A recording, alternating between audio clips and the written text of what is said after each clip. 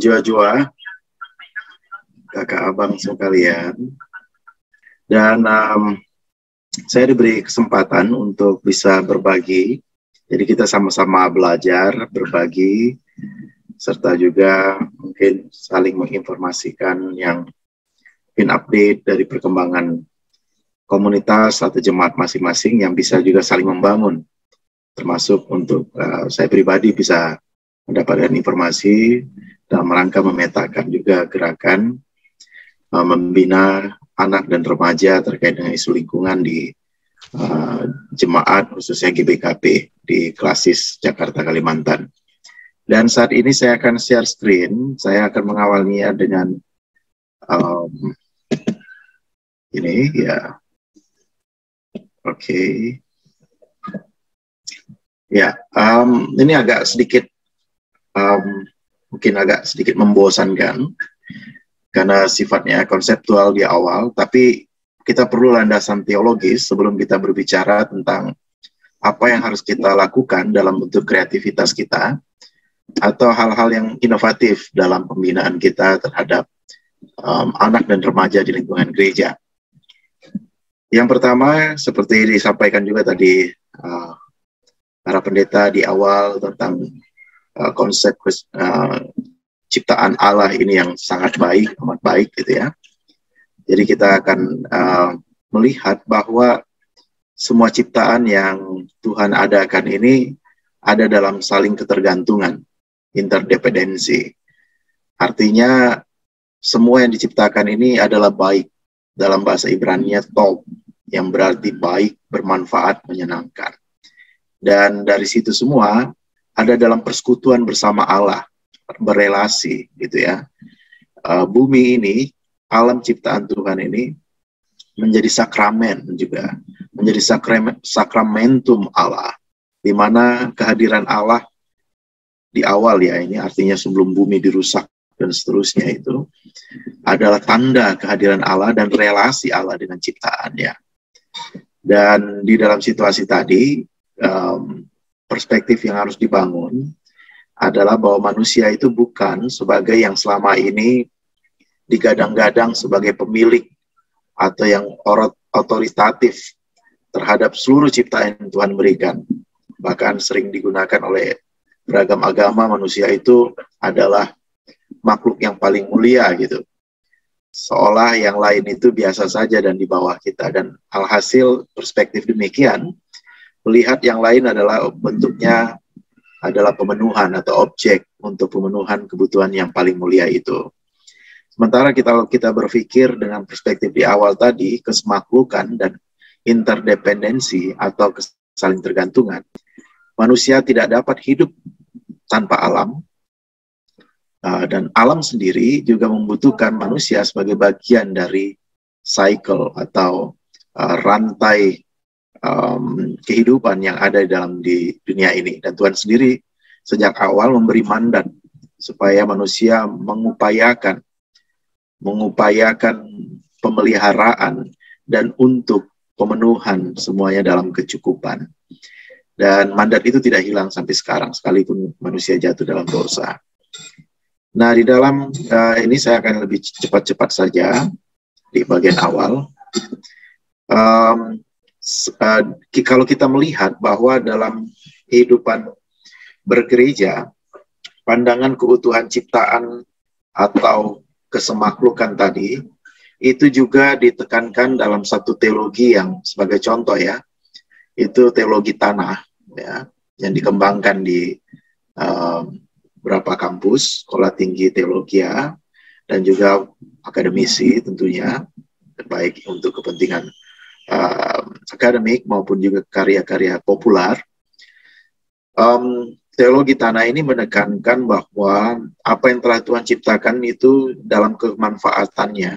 Kalau dikatakan tadi, semua ada dalam manfaat, ada fungsinya, bahkan bagian terkecil seperti tanah sekalipun, yang selama ini dianggap yang diinjak, ya tempat membangun, tempat berjalan, tempat melakukan apapun itu ya, yang kadang-kadang nggak dianggap lagi gitu ya, itu hanya tanah gitu.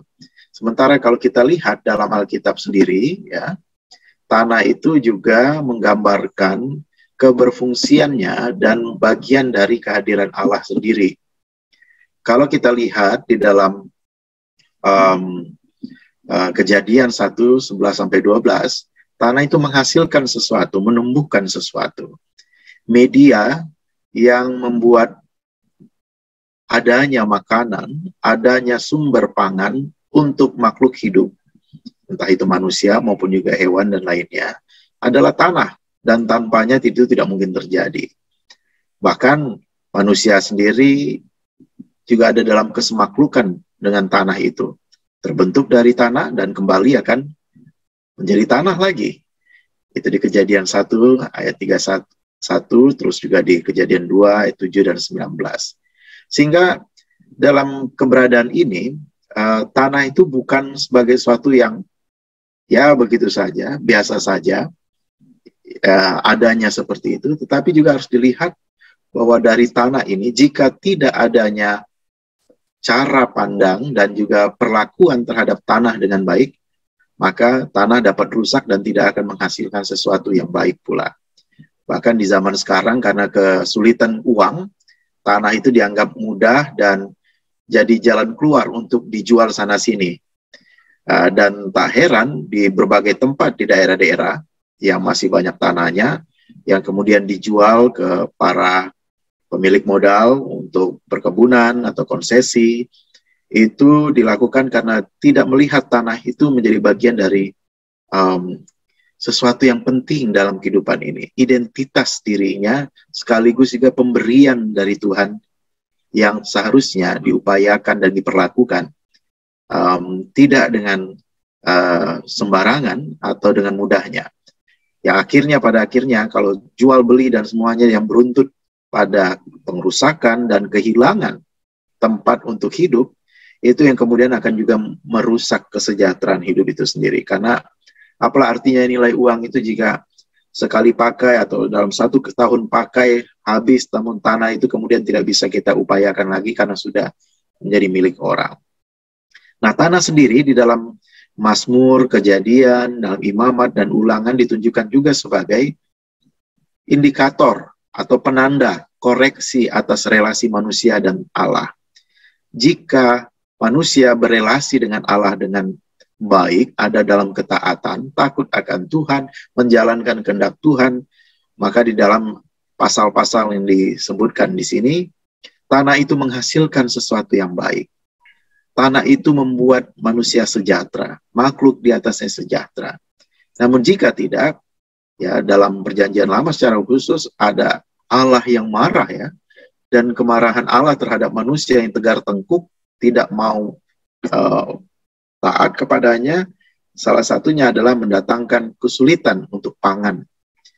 Ada persoalan-persoalan, bahkan di atas tanah terjadi wabah, terjadi persoalan-persoalan yang membuat mereka kesulitan.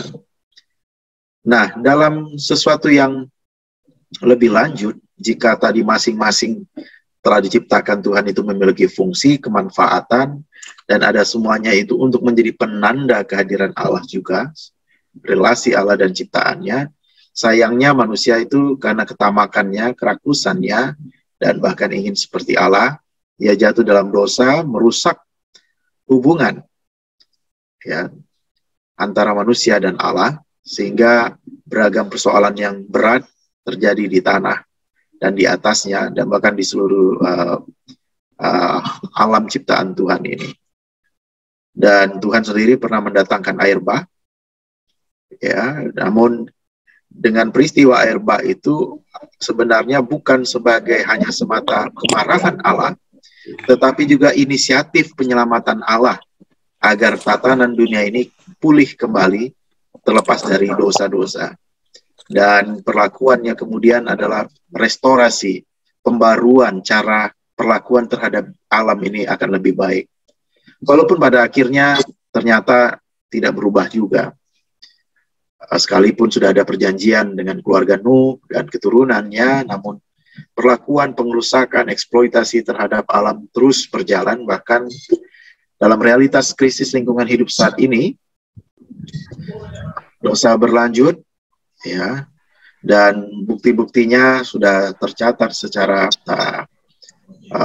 otentik gitu ya. Misalnya saja ini tentu ada yang lebih update ya, di 2017 itu sudah kehilangan 15,8 juta hektar Indonesia ya. Artinya ini 15,8 juta hektar ya. Dari total kehilangan itu terjadi pada hutan Indonesia ya, kehilangannya 1 juta, maaf, jadi kehilangan itu ada 40 lapangan sepak bola ukurannya setiap menit selama 1 tahun penuh. Dan di tahun 2015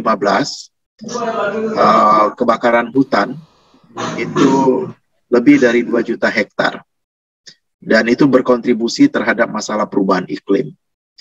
Jadi persoalan ini yang membuat pada akhirnya baik negara tetangga maupun warga Indonesia sendiri yang tinggal di sekitar kejadian, dan bahkan juga sampai terpengaruh ke berbagai pulau, membuat hidupnya jadi tidak sejahtera, sakit ya, ISPA, penyakit-penyakit lain oleh karena ini, dan berkontribusi terhadap masalah perubahan iklim yang membuat berbagai macam varian virus ya, dan juga wabah ataupun juga penyakit, baik untuk tanaman, manusia sendiri, dan seterusnya. Ada gagal panen, dan seterusnya, banjir yang luar biasa, dan seterusnya. Itu terjadi karena ulah manusia yang tamak, dosa masih menguasai dirinya, dalam artinya hatinya, walaupun Tuhan telah menebus manusia dari kuasa dosa, namun manusia masih bernegosiasi dengan dosa itu, dengan ketamakannya, dan akhirnya terjadi pengrusakan yang sangat masif dan akut. Nah, hingga saat ini sendiri di Indonesia masih banyak izin dan usaha eksploitasi alam yang masih mengancam keberlangsungan ekosistem makhluk hidup. Ada banyak itu misalnya di Sumatera Utara sendiri ya, ada perusahaan yang masih terus melenggang dalam eksploitasi alam.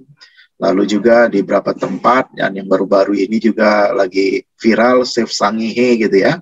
Setengah dari pulau Sangihe itu diberi izin untuk eksploitasi penambangan. Sehingga ini mengancam kehidupan, tidak hanya manusia, tapi ekosistem lainnya juga yang ada di pulau tersebut. Dan ini masih menjadi persoalan karena tumpang tindihnya peraturan dan juga sikap koruptif dari manusia yang ada dalam pejabat-pejabat kita maupun juga kuasa oligarki. Nah, respons gerejawi dan respons kreatif terhadap situasi yang tadinya ideal, bahwa kita sebagai mandataris Allah, ya, pelaku-pelaku mandat Allah, saksi-saksi Allah, kawan sekerja Allah yang seharusnya mengupayakan agar bumi ini menjadi rumah bersama yang aman, nyaman, dan dalam keutuhan, dan menjadi sakramentum Allah, ternyata ada persoalan oleh karena jatuh dalam dosa pengrusakan, ya, oleh karena ketamakan, krisis, dan lain sebagainya. Respon apa yang perlu kita lakukan sebagai bagian dari tubuh Kristus? Dan ini yang menjadi tawaran oleh PGI dalam pertemuan atau persidangan di 2014, dalam percakapan seluruh gereja-gereja anggota PGI, mitra, dan yang hadir pada waktu itu dalam sidang raya 2014, adalah bagaimana kita menghidupi spiritualitas keugaharian. Apa dampaknya dengan menghidupi spiritualitas keugaharian ini adalah bagaimana kita mengontrol cara kita, perilaku kita yang selama ini tidak adil terhadap alam sekitar kita, yang selama ini tidak memikirkan keberlangsungannya atau keberlanjutannya untuk generasi yang akan datang. Hal-hal kecil misalnya saja di antara kita tidak peduli terhadap bagaimana sampah plastik yang ada kita miliki sekarang ini, yang kita konsumsi dari makanan atau juga pakaian, plastik dari mana-mana itu, kita buang dengan ya begitu saja tanpa dipilah ataupun bahkan sembarangan, yang ternyata itu tidak adil terhadap alam ini. Karena kita merasa itu juga, itu bukan panggilan iman kita, atau itu kan akan ada yang bersihkan dan lain sebagainya. Namun kalau itu terakumulasi, dan dalam riset, ternyata ditemukan bahwa setiap orang dalam setiap harinya bukan mengkonsumsi, tapi memproduksi sampah itu sekitar 500 gram sampai dengan 750 gram. Artinya seperti sekitar 3/4 kilo. Setengah sampai 3/4 kilo sampah dalam satu hari. Sampah pribadi. Entah dalam rupa makanan, ataupun kertas, atau apapun itu. Dan plastik ada di dalam itu. Dan sampah ini jika terakumulasi dan tidak terkelola dengan baik, bahkan plastik dominan itu tersebar kemana-mana, tidak kita adanya recycle, adanya reduce, program seperti itu, dan ataupun reuse atas sampah-sampah yang bisa masih digunakan itu, maka ketidakadilan itu akan merambat terus masif, dan akhirnya yang terjadi adalah banyaknya dampak yang buruk terhadap ekosistem yang lain. Ya, banyak kita lihat kejadian binatang-binatang yang ada di laut maupun yang di udara terganggu dengan plastik itu. Dan itu juga menyebabkan persoalan banjir, persoalan yang lainnya. Oleh karenanya, dalam spiritualitas keharian ini, dia tidak sekedar mengatakan supaya kita hidup sederhana, tetapi kita juga berpikir bagaimana dalam kebersahajaan, hidup tidak hedon, tidak berfoya-foya, tidak berlebihan. Kita berpikir bahwa kita ini menjadi pribadi-pribadi yang berkecukupan. Cukup dalam arti bukan berarti tidak boleh kaya, atau kita tidak boleh hidup merasakan ini dan itu, tetapi kita, seperti di doa Bapa kami, memahami bahwa apa yang kita terima itu adalah berkat Tuhan. Dan dalam doa kita meminta, berikanlah makanan kami yang secukupnya. Dalam doa itu makanan itu artinya di situ artinya roti, tidak hanya dalam arti sebagai penganan, tetapi sebagai berkat yang kita terima. Kita memohon itu secukupnya. Jika Tuhan memberi segini, itu yang kita nikmati, itu yang kita syukuri, itu yang kita bahkan bagikan. Bukan perspektif cukup dalam keduniawian kita, kedagingan kita. Kalau kedagingan kita, pengen hari ini rumah lantai 2, besok lantai 3, besok lantai 4, itu nggak akan pernah ada kata cukup. Waktu belum nikah, pengennya nikah, gitu ya. Bahkan bahagia katanya. Tapi setelah nikah, pengen katanya, nggak bahagia kalau kami hanya berdua, harus ada anak. Setelah ada anak, wah ini menjadi beban rupanya anak ini. Kita harus kerja keras untuk pendidikan, untuk kesehatan, dan sebagainya. Tidak ada kecukupan untuk kebahagiaan diri manusia. Kecuali dengan prinsip berani berkata cukup, boleh mengatakan sedia untuk selalu mengontrol diri dalam kecukupan itu. Misalnya dapat berkat yang lain-lain itu, tidak dalam arti karena kerakusan kita, tidak karena kita berlomba-lomba untuk menjadi kaya raya dan menguasai hak-hak orang lain, tetapi karena itu natural, karena berkat pemberian Tuhan, oleh karena kerja keras kita. Jadi tidak mesti harus dikatakan kita tidak boleh punya rumah bertingkat, tidak boleh punya mobil, tidak boleh apa. Tapi kita yang akan memahami dengan kuasa Roh Kudus Tuhan yang bekerja pada diri kita. Ini yang cukup bagi diri kita. Dan dalam keadaan cukup itu, kita juga memperjuangkan kecukupan untuk semua. Artinya, tidak hanya tetangga kita, keluarga kita yang menjadi cukup, mereka tidak kelaparan, mereka tidak hidup dalam kesulitan, dan sebagainya. Tapi bagaimana juga memastikan alam di sekitar kita juga, mereka layak hidup dalam kecukupan. Ya cukup air, cukup kebutuhan-kebutuhannya terawat dan lain sebagainya, terlindungi, kehidupannya tidak selalu diburu, tidak selalu ditebang, tidak selalu dilakukan eksploitasi seperti itu. Itu juga memastikan sekitar kita dalam kecukupan. Sehingga keharian ini relevan untuk pribadi-pribadi yang ingin berkontribusi terhadap keberlangsungan bumi ini, yang mana kita sekarang berada di dalam ambang kiamat ekologis. Sudah banyak data yang dikeluarkan tentang bagaimana ini dan itu, dan Jakarta sendiri yang diprediksi sekian tahun lalu akan permukaan air naik, dan itu yang terjadi saat ini. Banyak tempat di pesisir pantai di sana yang sudah tenggelam, termasuk rumah-rumah, rumah ibadah juga ada di dalamnya, dan seterusnya. Itu semua secara hikmat datang dari Tuhan dan melalui ilmu pengetahuan terukur. Apabila pola hidup kita tidak mencerminkan keugaharian ini, maka bumi ini akan semakin rusak dan semakin membahayakan kehidupan semua makhluk yang ada di dalamnya. Jadi bukan karena Tuhan tidak adil, tapi bagaimana kita sendiri yang tidak adil terhadap apa yang Tuhan telah berikan. Nah, ini dimensi-dimensinya. Tadi dikatakan pertama, dimensi berani berkata cukup. Diberi orang segini, wah ini gratifikasi, no, saya tidak mau. Cukup. Diberi makanan ini, apalagi kalau kita biasanya acara-acara besar ya, acara arisan, acara kebaktian di keluarga, seperti itu, ataupun di gereja, ada makan prasmanan, makan apa itu. Kadang-kadang kalau saya lihat tuh ada yang makannya sampai menggunung begitu ya. Padahal kalau dia terus pola seperti itu juga merusak tubuhnya. Banyak kolesterol, persoalan kolesterol, asam urat, hipertensi, dan sebagainya. Saya juga semakin naik ini, apalagi Natal kemarin, tahun baru. Banyak pulang kampung ya, pulang ke Jambi itu. Sudah 4 Natal tidak pulang, jadi coba kemarin sambil membaptiskan anak. Makanannya enak-enak, naik 5 kilo. Sampai saya pikir, wah, saya sudah tidak mampu mengontrol diri saya untuk berkata, cukup dong, gitu ya. Berani berkata cukup dari hal-hal kecil, dari hal makanan, dari hal mengkonsumsi barang-barang yang bisa menyebabkan persoalan sampah, dari mengkonsumsi energi. Kalau nggak butuh lampu di dalam ruangan, ngapain harus menyala terus, sekalipun kita banyak duitnya. Saya sering lihat tuh kalau di hotel, seringkali orang minta sampai 2 kartu, 3 kartu, supaya AC di ruangan kamarnya selalu hidup, sehingga kalau datang tuh wah bisa dingin, segar, dan sebagainya. Padahal dia beraktivitas di luar kamar hotel itu misalnya, sampai 6 jam, 8 jam, dan AC itu terus menyala tanpa orang di dalamnya. Dengan dalih kan kita sudah bayar, gitu ya.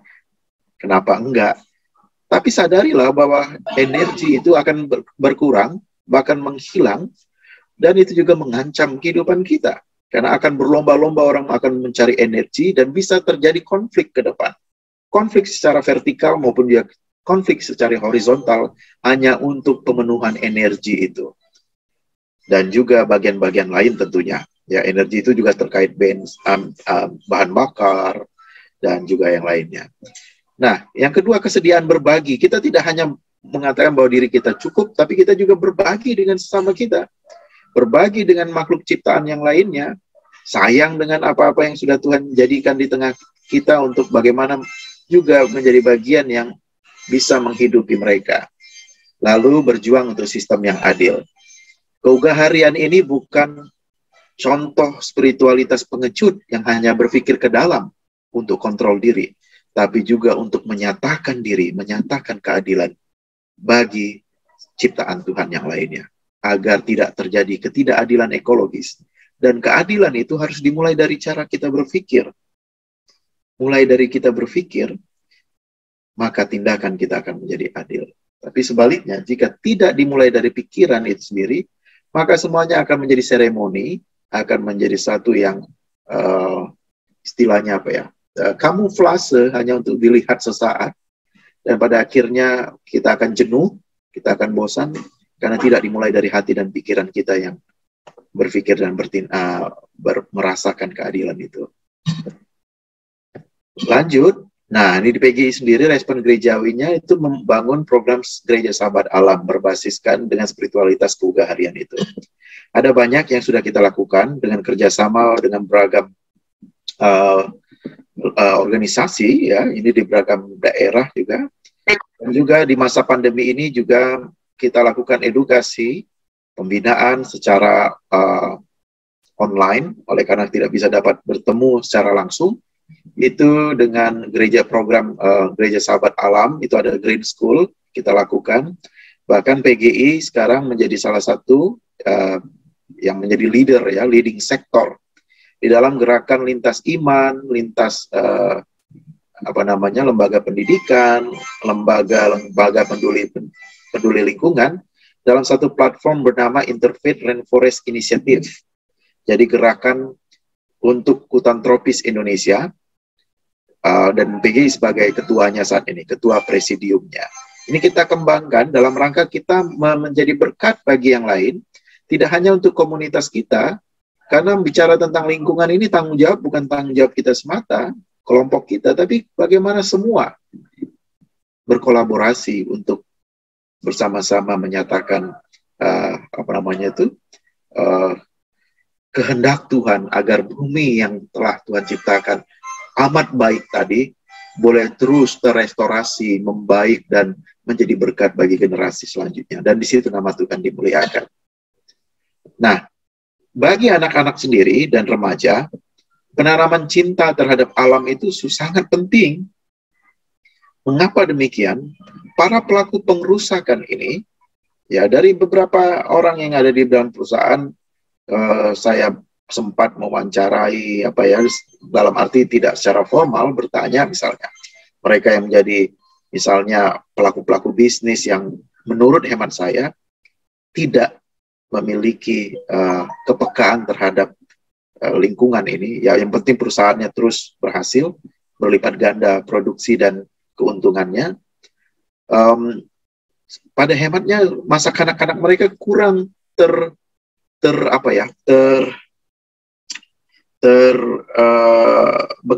dengan pemahaman tentang alam itu, tentang lingkungan hidup, tentang masa depan, membangun bumi sebagai rumah bersamaan itu tempat aman dan nyaman bagi seluruh ciptaan itu. Apalagi sudah ketemu dengan persoalan, berbenturan dengan persoalan ekonomi, sehingga mencari jalan keluar yang pintas. Ini tidak hanya pengusaha dalam level besar ya, bahkan juga dalam tingkatan keluarga ada yang membuka sawit 2-3 hektar atau macam-macam. Saya tidak mengatakan saya kontra sawit, tapi ketika itu menjadi konsesi, jadi perkebunan skala besar, dan dia tidak memikirkan aspek-aspek keberlangsungan, itu menjadi pengerusakan. Dan itu di dalam masa kanak-kanak tidak tertanam. Dekat dengan alam, terinformasi dengan baik tentang bagaimana merawat alam ini dan bahayanya jika kita tidak ramah atau bersahabat dengan alam.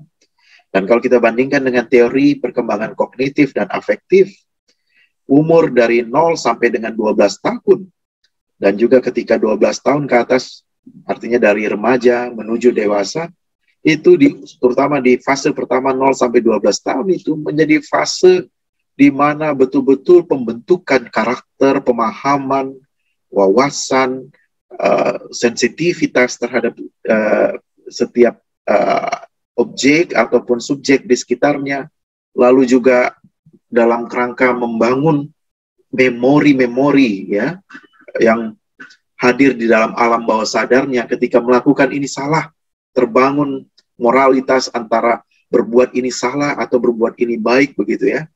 Sehingga tanpa pembinaan sejak dini tentang kecintaan lingkungan ini, kedekatan terhadap alam ini, maka anak-anak ke depan akan berpotensi, maksudnya di usia dewasa nanti, berpotensi juga menjadi orang-orang yang kurang peduli terhadap masa depan bumi sebagai rumah bersama.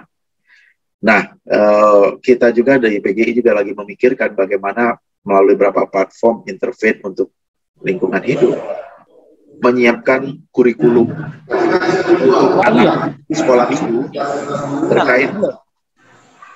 terkait bagaimana mencintai alamnya, mengenal alamnya dan mencintai. Jadi dimulai dulu mengenal, katanya kan tak kenal maka tak sayang. Jadi bagaimana mengenal alam ini sendiri.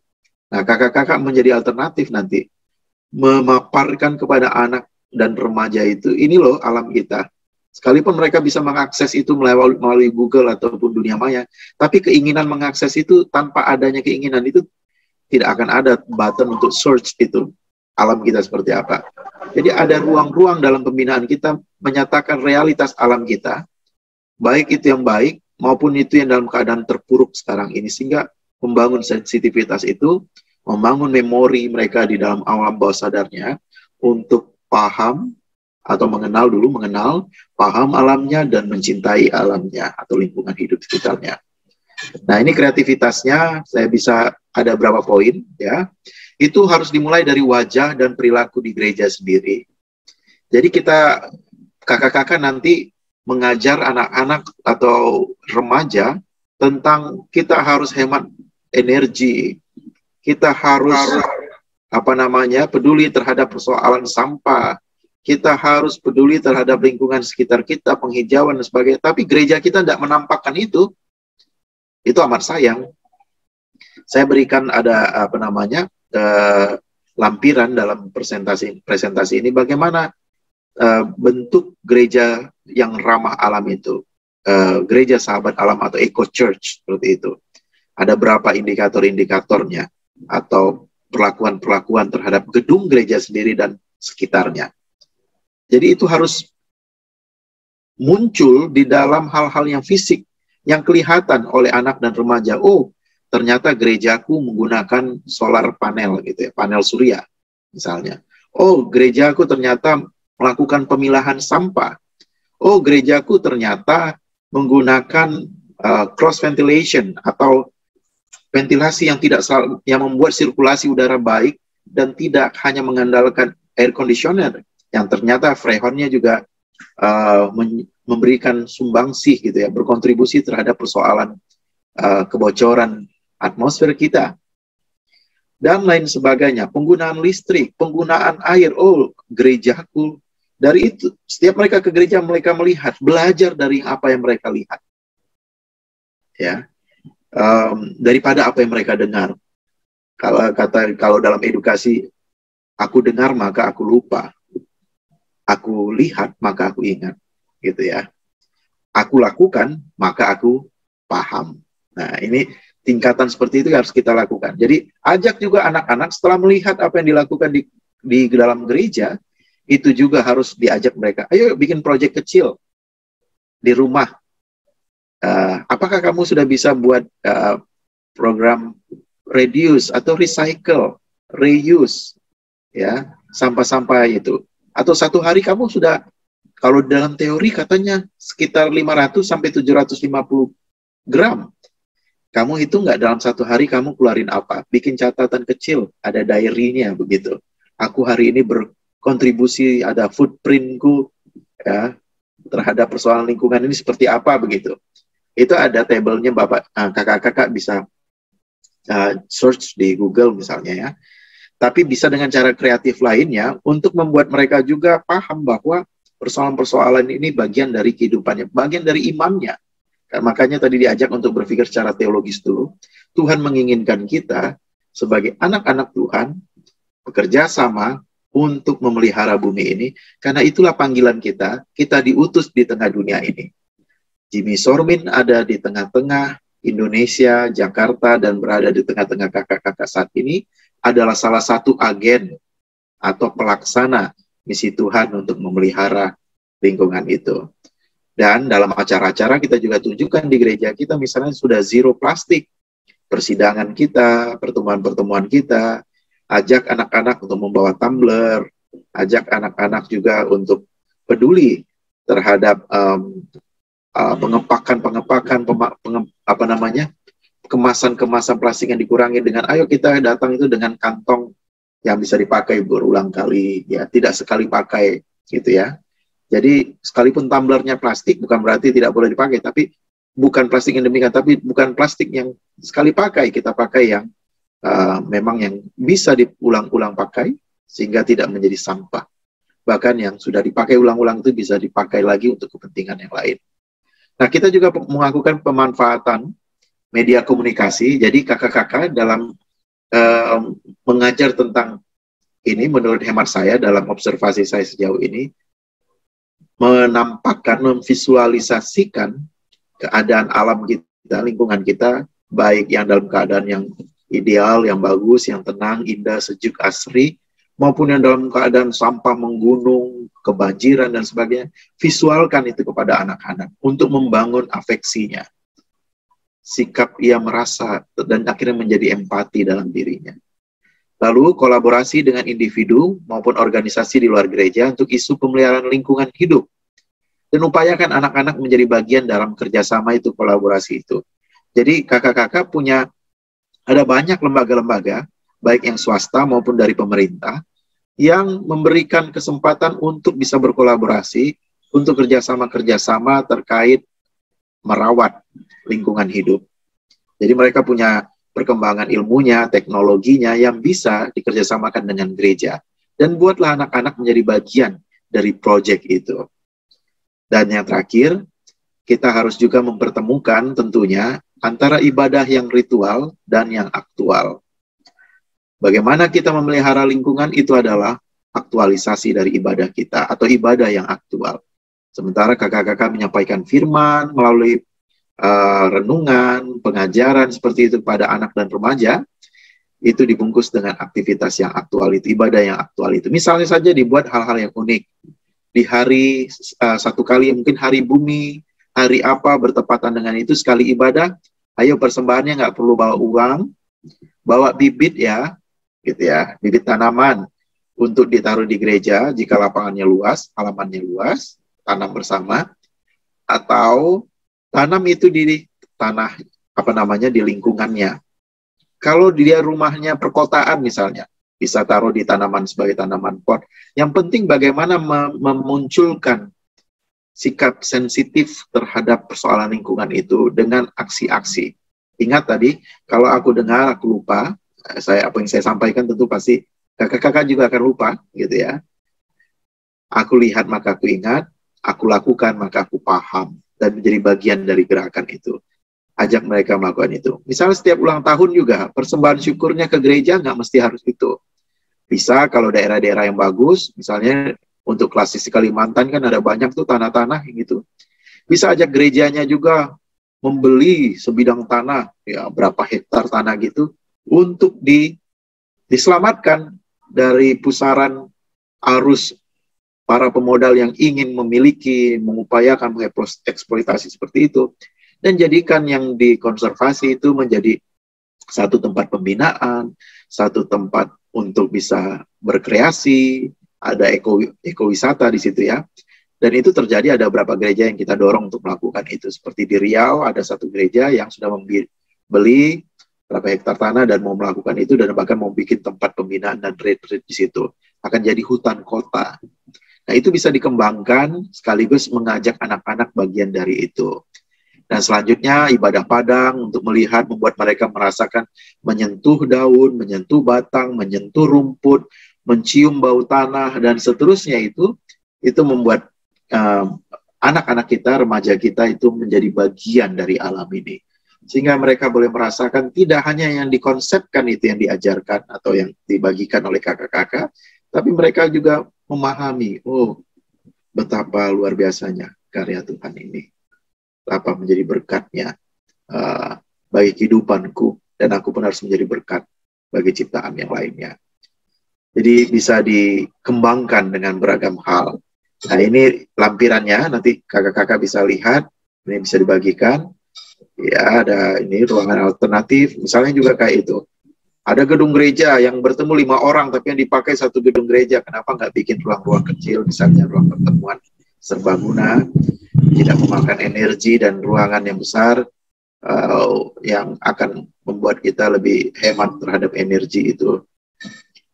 Lalu juga ya, halaman dimanfaatkan, lubang resapan, pemanfaatan teknologi, media informasi dan edukasi kita manfaatkan. Di tengah-tengah anak-anak sekarang yang sangat melek teknologi dan bahkan quote and quote sangat candu ya, kecanduan ya. Kalau nggak akses gadget rasanya gimana dalam satu hari, dan seterusnya. Kita manfaatkan itu untuk hal yang lebih positif dan menjadi berkat bagi anak-anak dan remaja kita, sekaligus juga untuk dunia yang Tuhan telah titipkan bagi kita untuk kita rawat bersama. Demikian Kakak Deborah, itu yang bisa saya bagikan dan kita bisa diskusi bersama. Ya, mungkin saya tambahkan nih. Bagian yang menjadi tantangan besar dalam pembinaan-pembinaan kita di gereja sendiri adalah biasanya kita juga berhadapan langsung dengan warga gereja yang ternyata memiliki kekuatan atau pengaruh terhadap penata layanan misalnya. yang ternyata individu-individu ini juga adalah orang-orang yang memiliki usaha untuk mengeksploitasi alam sekitar kita. Ambil contoh dalam pengalaman saya berapa tahun di Kalimantan dalam tugas, tak jarang itu sintuanya, penatua di akhirnya adalah para pelaku-pelaku bisnis lingkungan hidup itu, dan bagian dari konsesi yang ternyata banyak gereja menerima bantuan dari CSR-nya atau CSR-nya gitu ya, untuk pembangunan gereja, untuk ini. Belum lagi persepuluhan dari gaji-gaji mereka. Jika gereja berani gitu ya, untuk berkata cukup dan menyatakan keadilan, kita tidak perlu ya, ini untuk mungkin untuk status yang dewasa ya, artinya untuk kita-kita kakak-kakak ini. Berani nggak kita berhadapan dengan demikian? Apalagi dia rupanya yang pelopor pendirian jemaat di sana, sintua di sana, gitu ya, diaken di sana, ya, tua-tua gereja di sana, yang ternyata telah menutup sungai di sana untuk membuat kebunnya yang berapa hektar gitu ya, telah membuat limbah dari upayanya, usahanya, masih mau nggak nerima persembahan dari usaha-usaha yang seperti itu?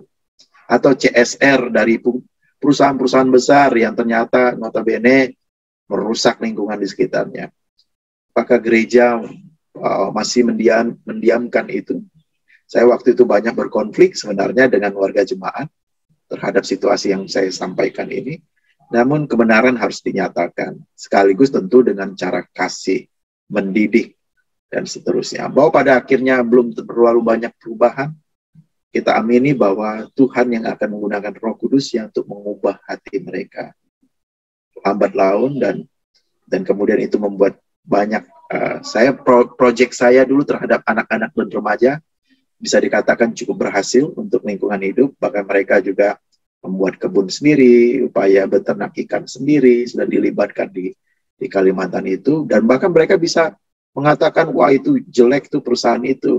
Ketika mereka sudah kritis, memiliki cara berpikir kritis terhadap kerusakan lingkungan di sekitarnya, itu modal penting untuk dia ketika dewasa juga. Dia tidak main-main dengan tanah yang keluarga wariskan, tidak menjual belikan, tidak merusak dan seterusnya. Dan itu yang kemudian menjadi salah satu dampak pelayanan gereja yang nyata.